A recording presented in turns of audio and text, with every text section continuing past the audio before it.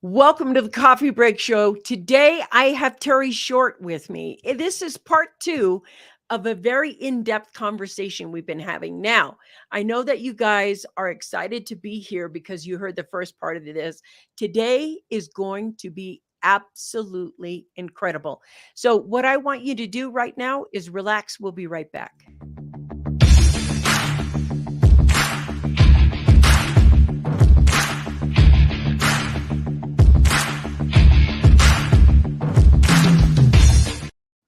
You're on the Success Secrets for Business, Family, and Life channel. This is the Coffee Break Show. Terry, welcome aboard. I'm so glad you're here and we get to unpack this conversation again. Oh, I'm thrilled to be here. It's like round two. Here we go. I know. I just want to give a review for our listeners right now about the book that we've been talking about. And I think your book is so important. It's one of the most important things. It's one of my favorite topics to geek out about. And the name of your book is The Words We Choose, and it's your guide to how and why words matter in helping others become their best selves, including yourself, how you help yourself become the better yourself. And we talked a lot about how words shape our reality. And it was such a powerful conversation. And this isn't probably the last time you'll see her. It's probably that she's going to be on another show and another show. It's because I think what the world actually needs right now is to reshape our conversations with everything. And this is the value of reading your book, The Words You Choose, because we're going to be talking about reshaping reality and manifestation and those things that really are part of your expertise. And I want to go back to, and I also know, don't you do retreats now too, don't you? Yeah. We'll talk about that as well, because I know by the end of this, there's going to be a lot of people that want to work with you in that way. And we'll talk about that at the end. But right now, I want to go back to the very beginning and I want to give it some conversation time about how you started your company, why you started your company, what your company actually does, because it's some of the most empowering work I've ever seen on the planet right now. It's just so important. Thank you so much. I appreciate that. So, pretty much everybody has a 2020 story, right, Vickie? So Yeah. 2019, Q4 2019, I was in a corporate role. The things were changing. There was a bit of a reorg, and I was actually offered a promotion, but was required to move to Nashville. So not going to happen. I like the food there, but I want to come and go. I don't want to stay. And so I said, okay, I'm going to return to my own business. And I had my own business from 1995 to 2010. I'd had my own business, and then I went back in the corporate world. Not doing that again. Not going to do it. Not me either. So anyway, so I say, okay, I'm gonna finish my book, and I do, and I get it published in 2020, in last day of July, and then I start making online courses related to the content to bring it alive. And by the way, I don't mention that I spend the entire year in New Zealand. Oh, no, I love that part. That's a great part. So we arrived on Friday, March 13th of 2020, which was like D-Day, right? It was like the day everything shut down. And we were there for 3 weeks. That was the plan. We stayed for 54 weeks. That's beautiful. It just kept being that we have a family house there. So that was a blessing. And other family members came, but then they eventually all left and it was just us. And we just kept unfolding that this was where we were meant to be. And, there was no COVID there eventually. And so we moved around freely. And anyway, I made good use of the time. My husband's a photographer. We created the 4 courses. And I started communicating quite a bit with my friend Lisa, my colleague Lisa. And we started talking about what we really want to bring to the world is this intersection between well-being and leadership. Yeah. And I have to tell you, I don't say this very often, but we came out of the gate saying we want to coach woo-woo to win-win. I love that. I know. That's really the thing, the woo-woo to win-win. Yeah, but we started like kind of socializing that and Yeah. putting it out there with different people, and everybody said, no, don't, no, can't do it. Don't do it. You can't say woo woo, because some people said in saying that you're minimizing the spiritual aspect, right? And there's a woo woo is denigrating in some way. And then the other people said, oh yeah, no, it makes me too itchy. Can't get my hands around it. And so it's the word you choose. So I Yeah. was saying, okay, I'm Yeah. listening to how these words affect others. So we went away from that, and now we talk about the 6 pillars of spiritual well-being and how those are interwoven with the 6 personas of a thriving leader. And so that's how the Thriving Leader Collaborative was born. I love it. I love it. And it's interesting because there's a sense that spirituality doesn't belong in business. And I disagree with that. And Mhm. I've always disagreed with that. In fact, I did my thesis on how spirituality and business do go together. Mhm. And the thing about leadership right now is that that top-down leadership and that dominating leadership and the I'm the boss leadership, that's dying. Nobody wants that model anymore. So whether you like woo-woo to win-win, whether you like it or not, that's where we're moving because what's happening is people are awakening, right? They are becoming conscious in business. They're becoming conscious as to the damage they're doing to themselves, the damage they're doing to the planet, the damage their languaging is doing to them. And right now is the time to go ahead and embrace that in yourself as a leader. So Mhm. I'm wondering like what kind of things would you tell, let's say we're talking to a leader who wants to reimagine the culture in their business, Mhm. reimagine the way that they speak to their team, to whomever they're talking to. What are like 3 things you could tell them Mhm. to start looking at or focusing on, and including going to work with her so you can accomplish this? Mhm. Yeah, well, so I think about that as normalizing well-being. So that's how so that's step one is the leader needs to think, how will I embrace the idea of normalizing well-being, right? Mhm. Which, so if I'm going to do the 3 things, step one is for myself. So am I on a treadmill and gone through my calendar Yeah. all day, every day, and not paying attention to my own well-being? Yeah. So that would be first. And so fix that. And I'll give you 3 things to fix that. But so step one is my own well-being. And then step two is, now how am I conversing with that with the leadership team? So Yeah. every time the leadership team gathers, I'm saying, what is it that you did this? What did you do this weekend to fill yourself up? And what is it that helps you be all engaged and Yeah. be your best self? And so I'm going to do Mhm. that with the leadership team.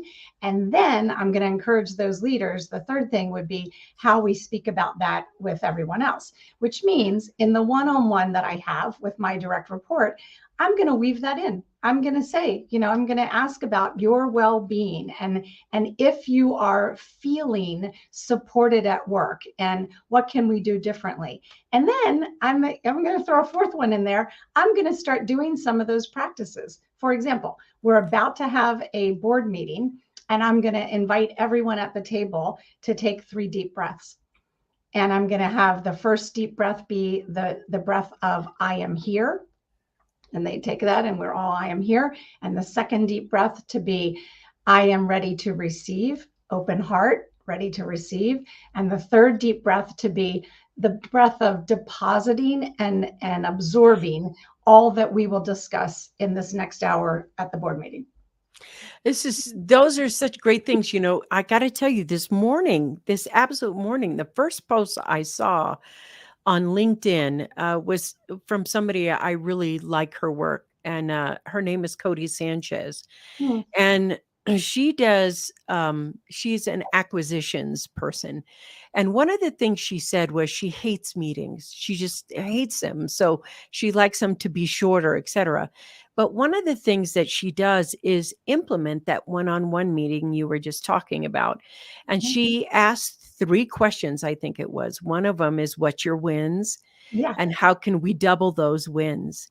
Mhm. And she says, um, she says that there's better retention, better quality of work, better satisfaction of work. People are happier when she does that. So instead of having all these big meetings, she is really focused on having those one-on-ones with people Mhm. because it keeps them engaged more. And Yep. I'm like, yes. And usually the one-on-ones was that, what did they used to call them? I'm sorry, I'm so not in that corporate mindset. Yearly review or, whatever you do, and it's not a pleasant thing. It's not where you go, "Oh, you're doing so great. Here's a nickel. Here's a quarter for you," or, something like Right. that. Um, it's uh, a 1% or 3% raise, and, it's you could improve on this and this. This is about a new consciousness in leadership itself.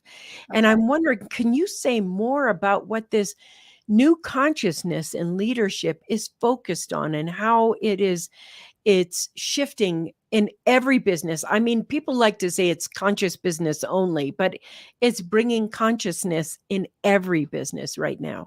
Yeah. Well, I'm so glad you hit on the one-on-one. So incidentally, on our website, we have a lot of free resources, and one of them is a framework for squeezing the most out of those one-on-ones. So I'm going to look up Cody. I'm so happy that you said that. And so we have a framework. I think it's about 5 things that one works through to make it a valuable experience Mhm. that's at the minimum monthly, right? And some Yeah. people can do it every other week. But monthly, that you would start with, a personal connection about what's Yeah. going on in the person's life. And then the second thing is what's a win. And I say that differently. So words we choose, I say, what's something we can celebrate? What's something you're most proud of? Yep. Those She ways. must have read your book or something because it's so similar to what you're saying. You I love know, I it's and I just read it this morning and we're talking about it now and I'm like, "Yay."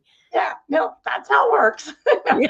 And then the third thing is I harvest recognition. So, to build a culture, a community within your workplace, it's appropriate to harvest recognition and ask, who's somebody that if you were my direct report, I might say, Vickie, who's someone I could recognize on your behalf? Who's someone that's made your life easier lately? And, Yeah. and sometimes when I coach this a lot, and some people say, well, I'm asking these questions, Terry, but my people aren't responding. And I say, oh, you must have an Eeyore on your hands Yeah. because Eeyore goes, I don't know if there's anything good going on, and I don't know who to recognize, what have you. But it doesn't mean you stop. To create. So your question to me was, how do people create this environment? That's how you create it. Is that you persist. You persist with what's right, and what's right is Yes. asking these questions and going deeper. Yes. And so you're not just going a checklist of, whether it's your raise or whether it's, what's on your plate. You're getting more after the third thing of harvest recognition. You're getting more to the heart of what obstacles are in your way. Yeah. What is it that we can solve for today together? So it's Mhm. not the leader saying, I'll fix this for you. And it's not the direct report just reporting out this and this. It's more what's keeping you up at night and how can we collectively solve for this? Oh god, I love what you're saying. I love what you're saying. I wanna let you know when you guys go to Amazon to purchase the book, which I think everybody should do today, and you're going to see all the reviews. And when you click on one of the reviews, one of the people that reviewed her book is somebody who used to work for her. And I thought that was very interesting. Now, this person was a young person. She was like, I don't know, 21, or she was in her early 20s when she had started. And she had people in roles that had been there for, in their 50s and 60s who had been doing this role for a long time. And now suddenly she's charged with running this department with people. And she said, one of the most beneficial things that she ever got was from you. And this person was directly mentored by her Mhm. as to how to speak to generational differences in order to keep them engaged, et cetera, and there being culture, et cetera. And I know a lot of that's going on right now. There's a lot of young people stepping into these markets, and they're having to be the leader of people who don't respect their youngness or their Mhm. age at the time. And how is it that learning this, choosing of the words, I'm dying to know what you told her. I mean, when I was reading it, I was like, oh, this, what did you tell her to do? Because I think the supporting to me, when I see a young person step into their glory days when they're starting, I'm proud. I'm like, you go, this is courageous. But what on earth would you tell somebody that was young and then somebody who was seasoned? Mhm. Well, I'm glad you asked that. If you don't mind, I'll tell a little bit of that story. I'd So, love to hear it. okay, so that must have been Amy. When you first started, I was like, oh, who is that? So, I was 25 and Amy was 21, and I was the executive housekeeper at the Four Seasons in San Francisco, which at the time was the only five-star, five-diamond property in San Francisco. This is in the Mhm. 80s. And I took on this job as executive housekeeper at 25. When I think about it now, I think, had I lost my mind? And then Amy was fresh out of university, and we're still dear, dear friends, just so you know. Cool. An amazing person. And anyway, I had 5 unions. I had 5 unions within. So we had laundry and valet and dry cleaning services and housekeeping and this and that. And that's what I had to do first. Even before Amy came on, I said, okay, wait. Wow. The laundry manager had been in her role for 25 years, and I was 25. Yeah, okay, crazy, right? And anyway, and that at that same time, I actually went to Cornell, which is the big school Yeah. for Hotel hospitality. management. And I did 2 lectures there. They had me come do 2 lectures Cool. the students because I was the 25-year-old, like in this executive position. And they had me come talk to them about being the young person and how you gain the respect. So here's the answer. You listen. You listen way more than you speak. So, we're so excited. And, Amy came in super excited. I'm going to change the world. I'm going to do this. Yeah. I'm going That's to what put it into happens. it. Yeah, you got the energy. And I had it too. And all the older people are going, ugh, like here they come with all this energy. So slow down and listen, lean in and listen and absorb the history and the knowledge and all the goodness of what those people have. Now, what's interesting about that is that some of them may have been there too long. And so there was some Yeah. disgruntledness. And Yeah. my thought was, if I open myself up appropriately and I lean in and I listen, even to the disgruntled one, I will turn them around. And we did. And so that's the biggest thing, was that we approached it as, and we were in it together, and we approached it as, we don't have all the answers, clearly, and we're going to absorb from these senior individuals who might have knowledge that we should gain, right? And so Mhm. we did. We leaned in and we listened and we partnered with them. I mean, actually, Vickie, I said, I'm not going to do this job for more than a month if I myself can't clean the number of rooms I'm asking these ladies to do. So I did. Wow. Beautiful. I did it. You It know, wasn't it's easy. That's the hardest thing. I mean, it's like one of the hardest things that happens in the culture of a business is when they do not promote from within. If they bring somebody from the outside who doesn't understand the culture or the people or anything else and they start making changes, then there's turmoil. There just is a period of turmoil. And to be able to come in and say, okay, how am I going to not, ruin what's here and improve what's here and just listen. Oh God, such a Yeah. simple answer. Listen to what's going on. So if you're a new manager and you're young or you're middle aged or you're older, I don't care where you are, and you're walking into a company you've never worked before in a role or a position that probably somebody else in the company may have or should have had or thinks they should have had. And you walk into that role and you have to go ahead and take on this different kind of attitude and you want to shift the attitude. The number one thing you can do is listen. Mhm. Now, tell me some traits for listening inside the thing that you had, because I think this is so important. Mhm. It's very simple. She said, I'm not going to ask them to clean the rooms that I'm asking them to clean if I can't do it myself. Mhm. Big deal. Now let's be self-responsible and not be on the bottom line. If I can't clean the amount of rooms myself that I'm asking them to clean, then I'm not going to ask them to do that. And Mhm. I love that you're not setting them up to fail right from the bat. You're telling them and showing them what's possible. Love that. And Mhm. what else can we do as part of a listening skill? Mhm. Well, I set it up a little bit too. Is that I took the position even before the listening. I took the position that this when I'm going to lean in to their expertise, that Mhm. I didn't know it all. So what this is the problem Yes. is that the leaders come in and you get this title and you say, "Oh, now I'm supposed to be the executive housekeeper," Uh, and I'm supposed to show up and know stuff. And that happens every day. Right now, there's some leaders starting their job that feels the pressure of knowing how to do that job.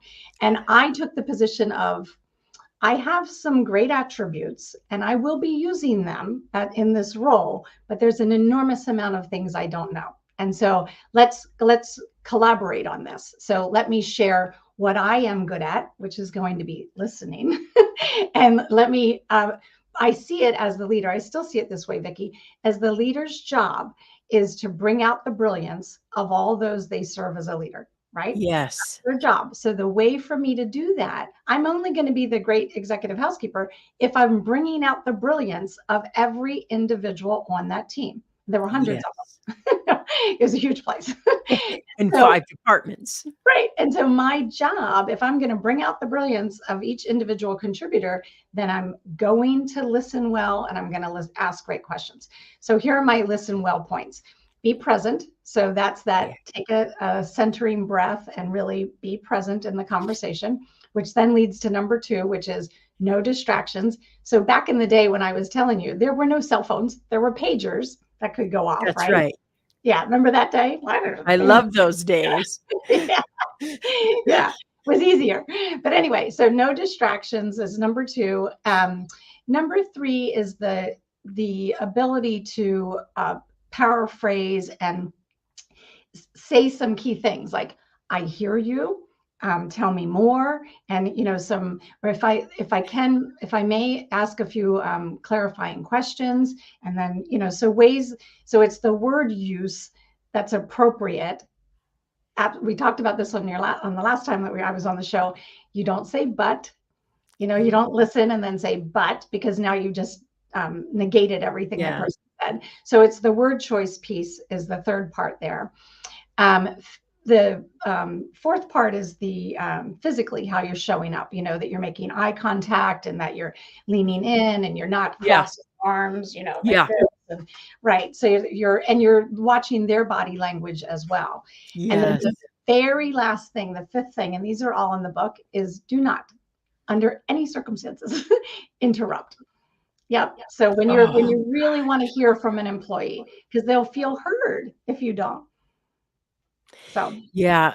I love the asking questions piece of it as well because, for me, if you're, in a leadership role and you have authentic curiosity, Yes. they will feel it. If you're authentically, "Can I ask you a question about that?" That's the first thing I ask. I ask for permission. "Can I Mhm. ask you a question about what you just said?" And then I'll say, "Remember when you just said da da da da da da da, and I'm wondering blah blah blah blah blah blah blah." And that extracting more information helps me set up systems later and think about that. But I love that that connection is so human. Now, I want to be as transparent as possible because in my younger years, I remember what I would call unintended ego. Right. And you said something that was really, really important. And one of them is, and I wish I would have met you in my 20s. I really do, because the quantum leap you can take with learning the things that she's teaching you right now is worth 7 figures, 8 figures, 9 figures.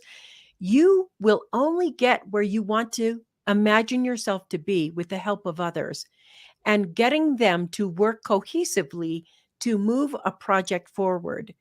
Mhm. That one skill set It's not, oh, I know how to write an app. It's not, oh, I know how to make a program. It's not, oh, I have a good idea. And if you just listen to me, we'll get there. That's not going to work.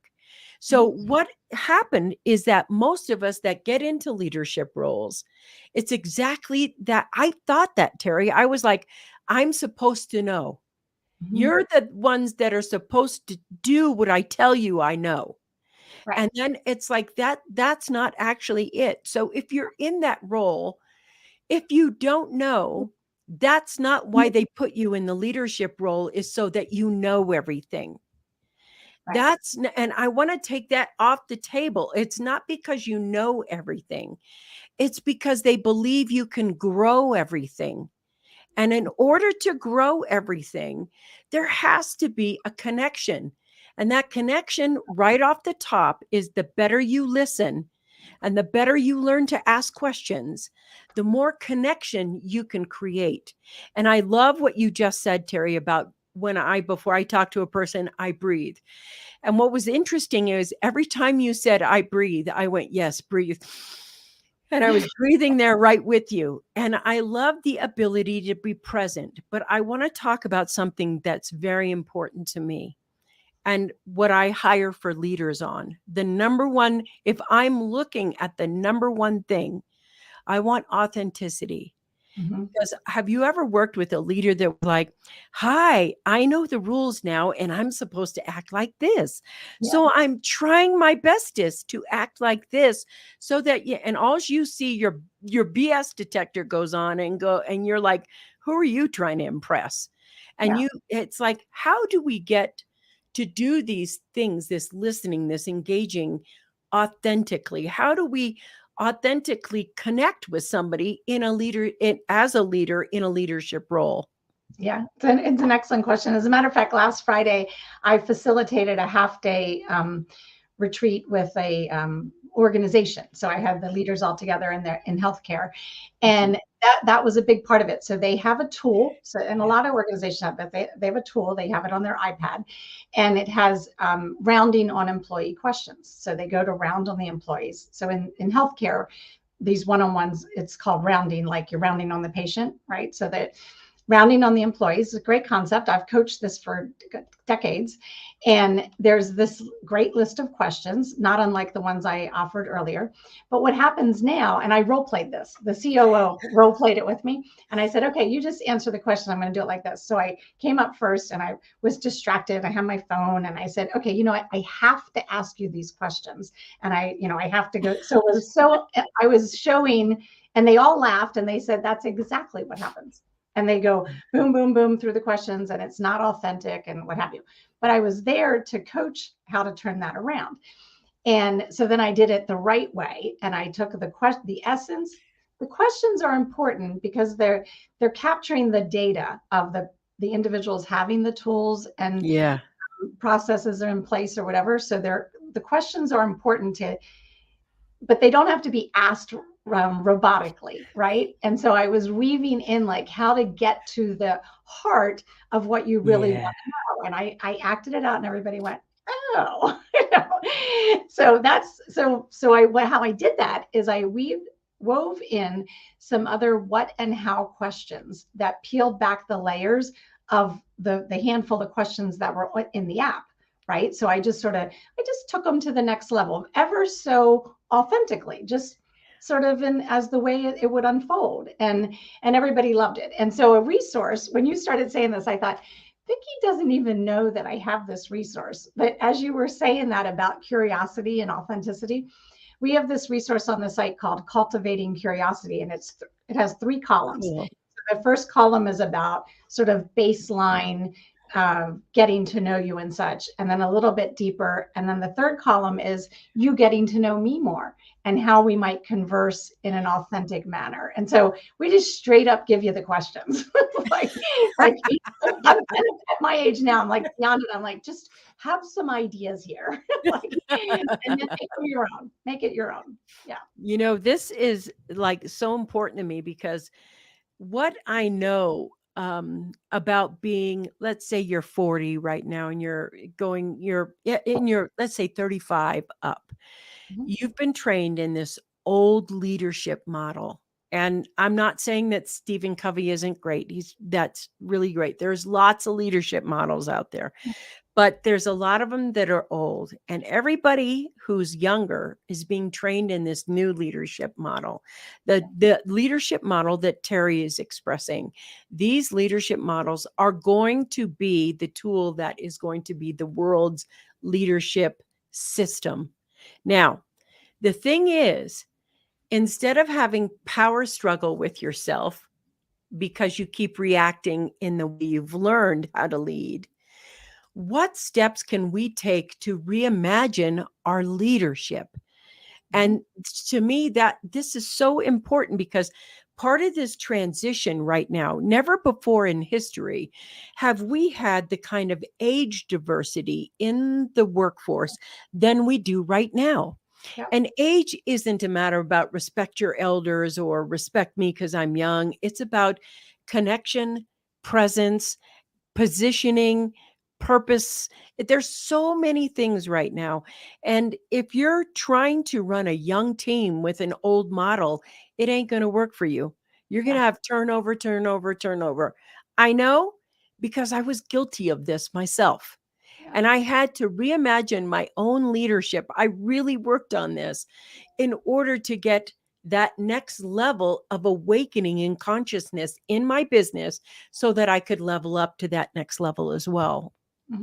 Well, here's the beauty of that. I actually feel that the younger generation is forcing this change. I agree. They're I part of the absolutely power. agree with you.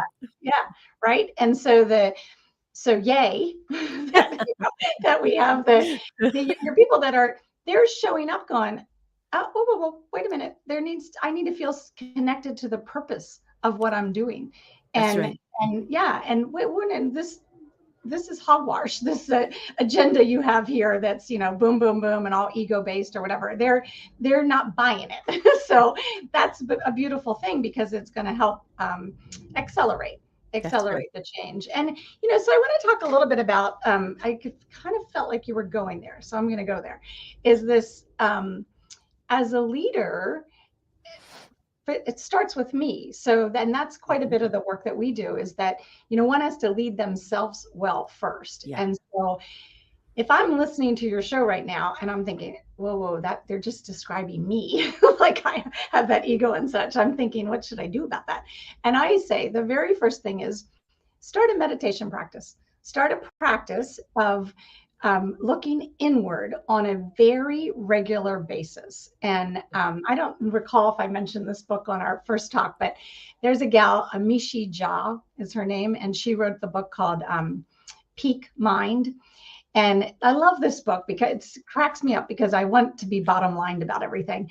And so she's studied for decades exactly how long one needs to spend time being mindful and have this quiet time so that they are filling themselves back up. And the answer is 12 minutes. 12 minutes, right? Wow. Yeah. And so sometimes I say this and the people say, I don't think I can find 12 minutes. And I like, kind of the point of what you were saying earlier is we don't have a choice any longer. If you're That's leading, right. you no longer have a choice to not have some sort of mindfulness practice that centers yourself, which then opens up your intuition and then leads you down the path that is what your team needs. So you start to fill yourself up and move more naturally in the direction of that which your team needs, right? Yes. And I have to tell you, a long time ago, so long ago, when I went to college, the first couple of years, I worked at a McDonald's. And lucky for me, I was popped up to management pretty fast. And in that management thing, they have this leadership course.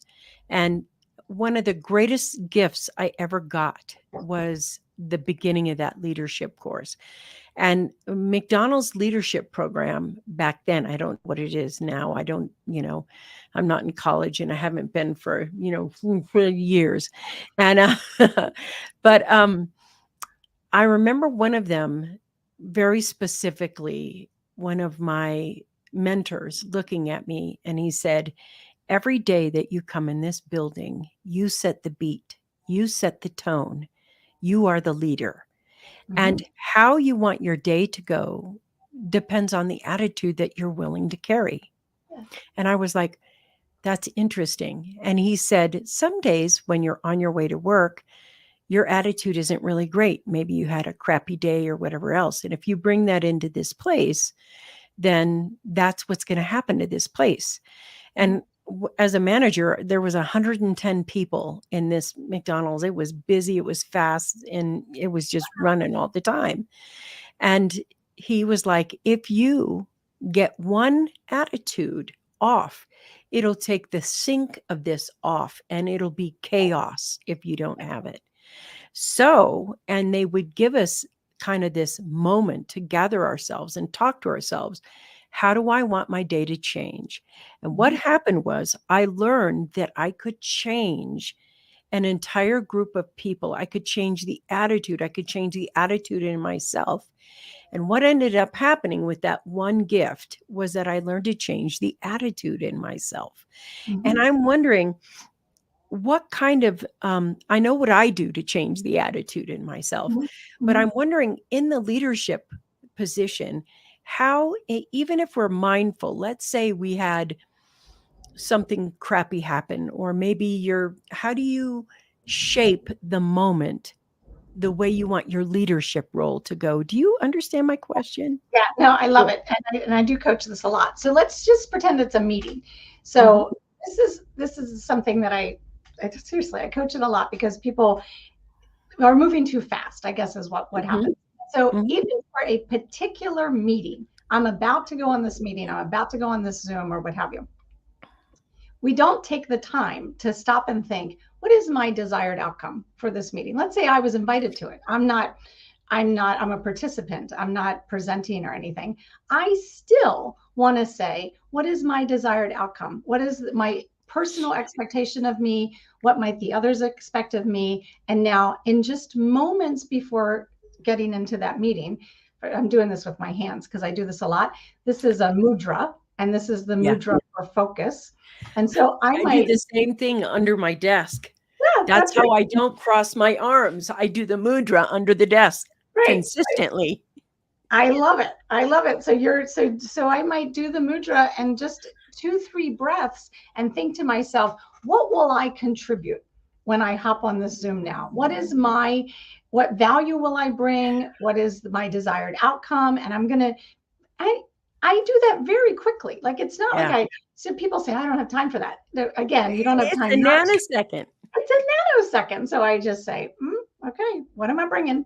And then that's what sets my intention. So now I've set that and I go into the meeting with much more clarity and much more clarity for the others and how I'm going to show up and then for myself as well.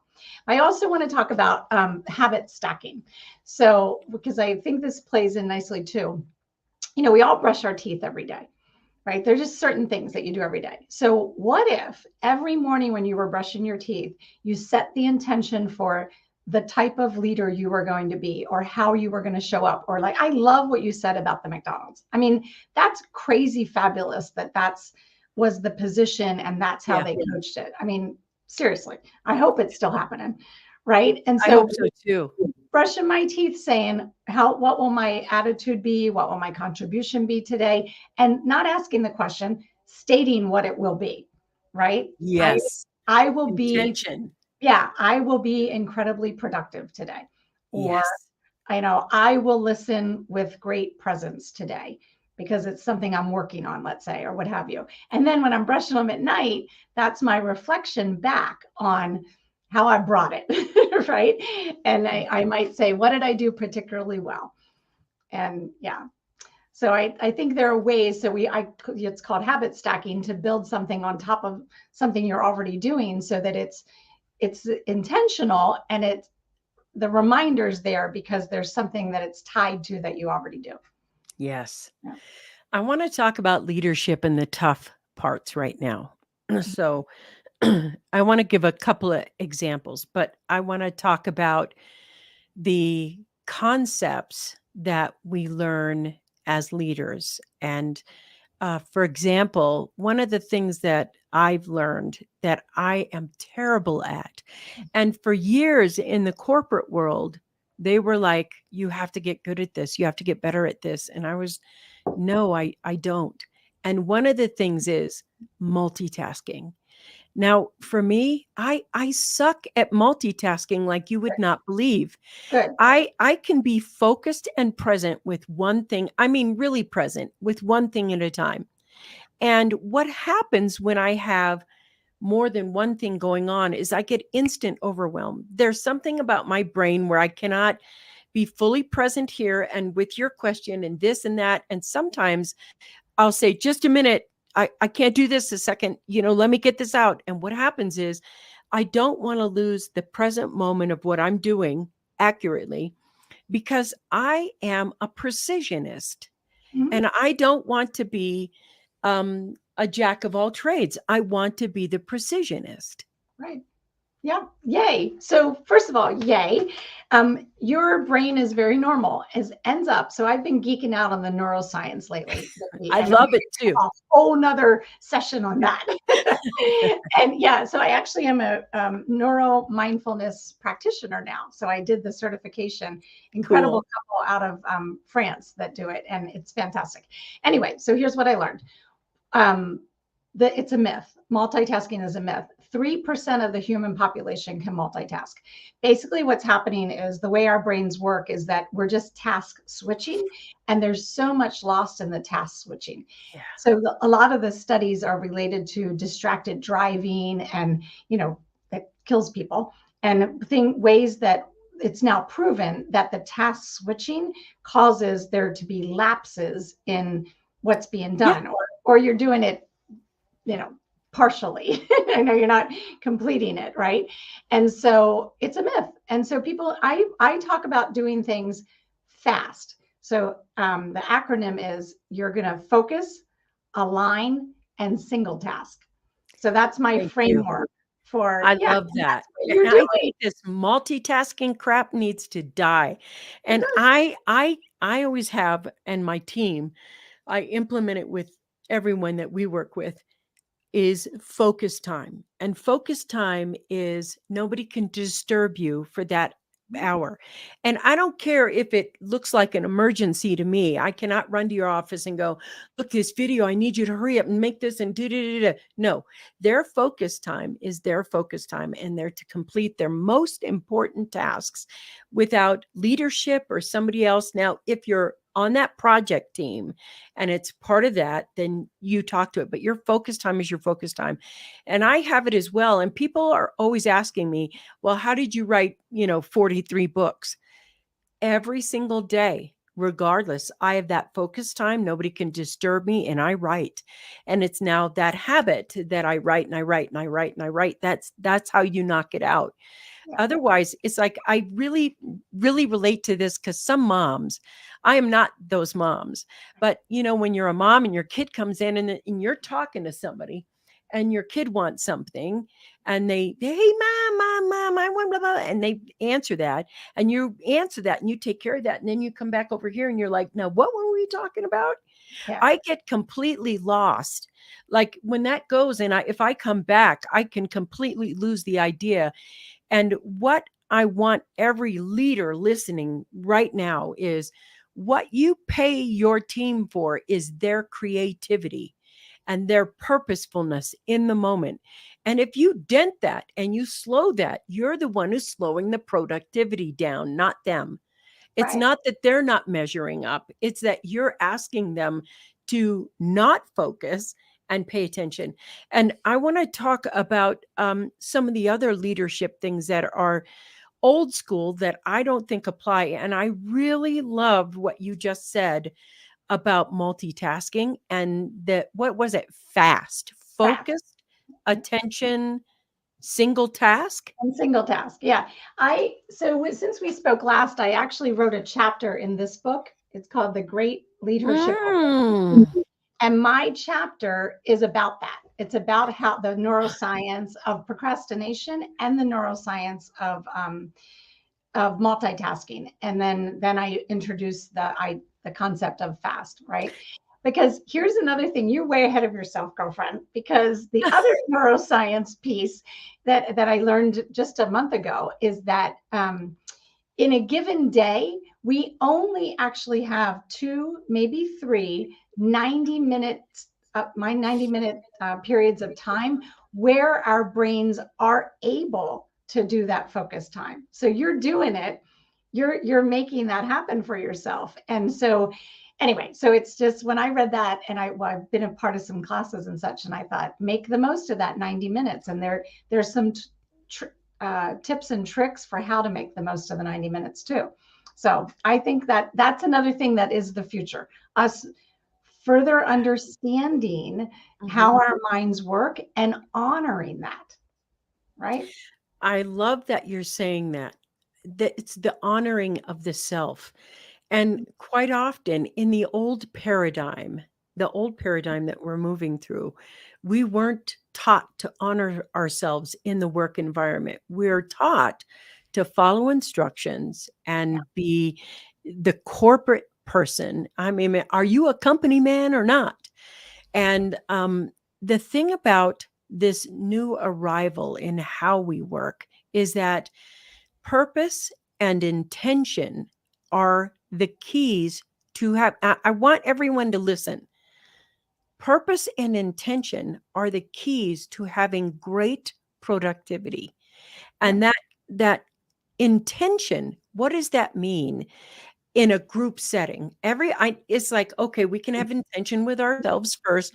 That's that 12-minute thing she was talking about. And I do that religiously throughout my day, only because I know that I'm not good at multitasking. And that's just a Vickieism.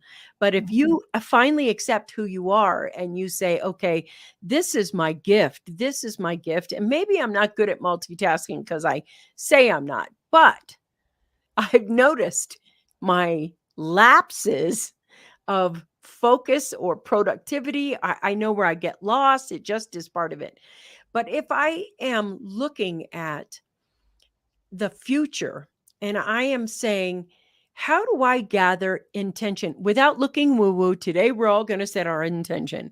But one of the things that Oprah Winfrey said was that her team, every meeting, everything she does, she says, what's the intention for this or what's the intention for that? And as a leader, let's say you have a big organization. How do you create group intention? How do you create individual intention so that people are working with forces they may not know they're working with that help them produce? I'm trying to keep the woo out of it. We don't need to. I'm over it. Yeah.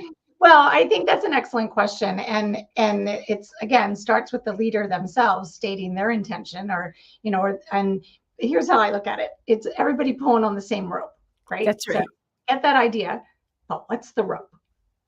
Like Yeah. you're identifying what is the rope for a particular meeting, for a particular project, a team, what have you. What is the rope? And sometimes it's the purpose of the project. Sometimes it's a value that the organization holds. And so I feel strongly that it's incumbent upon the leader to open the conversation up to, not to direct it, not to say, here's the purpose and here's our intention, but to open the conversation for the others to participate in the collective decision of our purpose in doing this, because that's where the ownership happens. It's way different for me to say, Vickie, this is your purpose.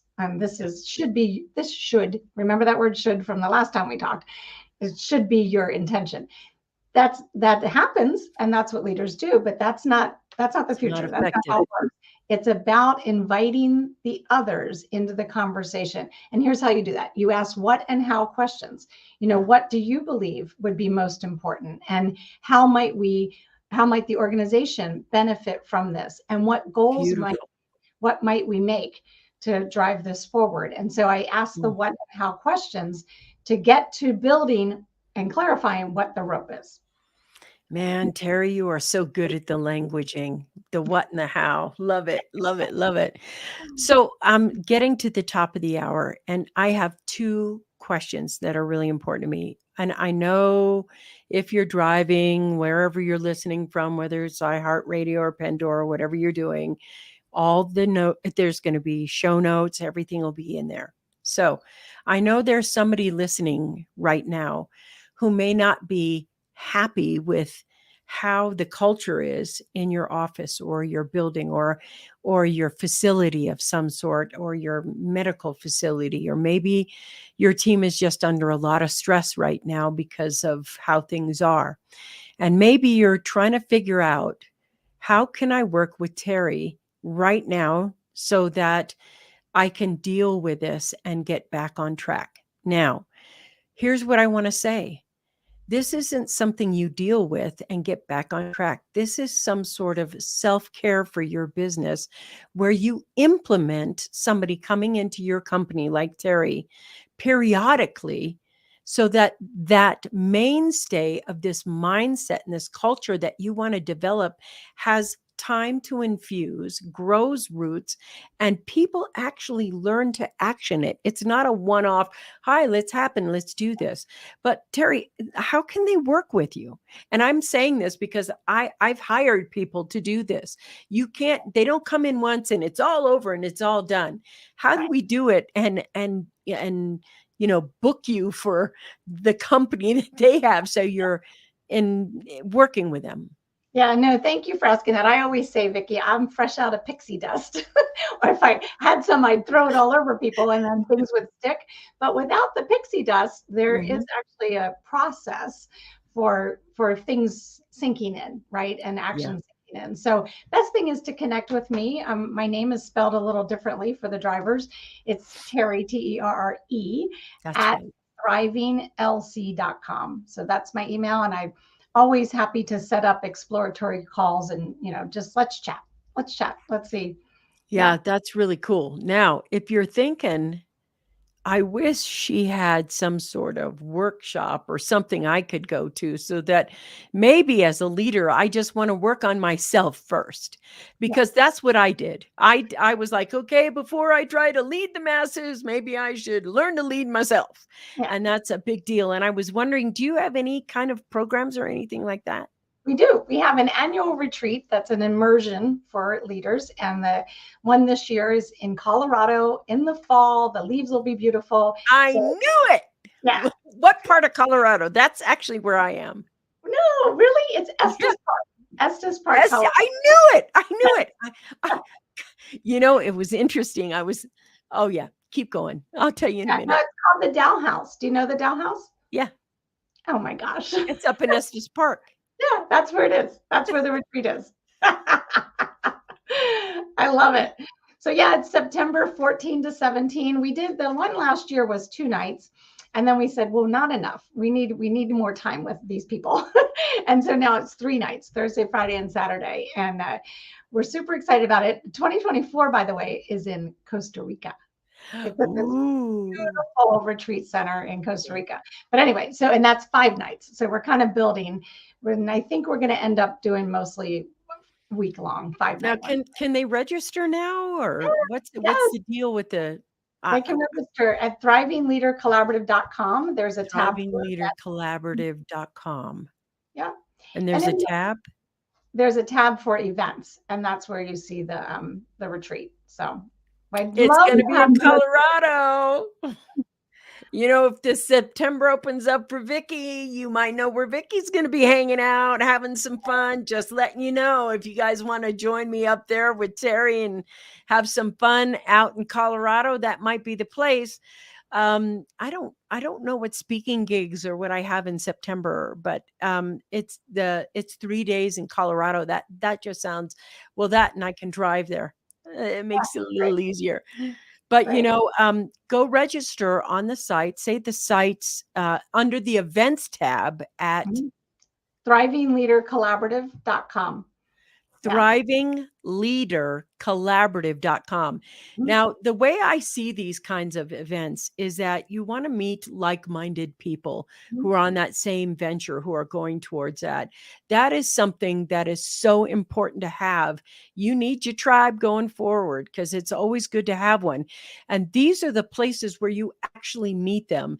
And Yeah. although I think hiring her for your company is great, and you should do that, I also think hiring her to help you become the leader that you actually want to be. Because one of the things that I know, Terry, is that anytime I've gone into these immersion events where you're immersed in your own transformation, that is the best benefit. I've always walked away from those with more self care, more self love, more sense of self in such a way that my performance is better with my team. Yeah. And listen to me, if you have big dreams, and I know you do because that's my audience, if you have big dreams, you need to make big teams and you will benefit by having your big dreams have systems in place where you can self-direct, self-manage, and move, because big dreams also come with big obstacles or big problems to solve. Mhm. And that means you have to have big leadership skills, not no leadership skills or average leadership skills. You need new big leadership skills. And I would suggest both. Go to the leadership thing for yourself and come back and bring her into your company, because the next level is all about systems and mindset. The next level is all about productivity, systems, and mindset. That's it. Once that's cleaned up, that next level again is going to be all around mindset. I want to tell you something that my mentor told me, and this is why it's so important to work with Terry Short. Every time that you have a leader in a position that maybe got you to, let's say this leader got you to 1 million, it doesn't mean they're going to be smart enough to get you to 3 million or 5 Mhm. million or 15 million or 50 or 100. And a lot of times they say the leadership is great at this level, like, oh, I can handle a $5 million company, but I can't get you to 10 million. And what they do is they start looking for a leader who can get you to 10 million, and then they replace you. So what Mhm. happens though is that they say it's all the mindset. At that Mhm. point, there's no skill set. It's all mindset and leadership skills. Can Mhm. your mindset and leadership skills get you to the money that you want to be at, that next level you want to be at? And the Mhm. reason you want to be at that money and that next level is because it means that you've helped more people. And Yes. in order to help more people, you have to help yourself first. And Yeah. that's why you need Terry on your team. That's what they do. And Mhm. as we move forward, it's going to be so important to have her company on your team, because the chaos coming is real. It's Mhm. real. We are in this big transformation. And the biggest thing that is changing on the planet is leadership, your state of mind, how Mhm. you speak to people, how you speak to yourself. So Yeah. that's a professional you would want to have, wouldn't you? I want to say that I love having you on the show. And the last show we've done, we had a lot of good response. So I'm going to bring you back. I promise I'll bring her back again for another one of these conversations. In fact, we'll do it and talk about the retreat. Let's do that. Mhm. Let's bring you back Yeah. and talk about the retreat. Love it. And we'll have a special sign up. Can they, if they sign up early, can we give them a discount? Can Yeah. we, what can we Yeah. do? Right. Let's Well, say, we do have a 30% off through April, but then we'll have another, we have some different promotional things as we go. So depending on when we do it again, but if somebody just messages me directly, I'll even give them a deal out ahead of the deals. But at the end of April, we'll end the 30% and then we'll go to 20% and then we'll have some other things happening. So okay, yeah. so I'm going to go really, she's not, I didn't, she's, I'm going to ask, Um, right now, if I have a company that calls you and says, I heard this on the coffee break, Joe, can we get a company discount to get you into their office or their building or their project? Yeah. Great. So Yeah. all you have to do is say, hi, I saw the coffee break show from Vickie and I want to attend either or both, in my opinion. I'd like you to come into my company and I'd like to attend that leadership thing, both of those things right now. So listen, if you're struggling, stop trying to figure it out by yourself. Yeah. If you're struggling right now, stop trying to figure out how you're going to fire everybody and hire everybody and still think you're going to get the same different result with the same actions. It's not going to happen. Go ahead and give Terre a shot. All right, you guys, I pride myself really on bringing the best experts from around the world. Terre, thank you for coming back to the show. Oh And my God. I hope that you'll come back to the show as well, and we'll have a continued discussion, because I really believe this right there, this conversation is the number one thing people need to be working on to go ahead and feel more quality of life, have satisfaction in their work and their career, and just have a general sense of wealth and prosperity come in from that languaging piece. It's always awesome to talk to you. Thank you for being here today. Thank you. You're such an accelerator, Vickie. Your message is accelerating leaders around the world. Love it. Oh, thank you. All right. Peace out. I'll see you guys next week. Bye-bye.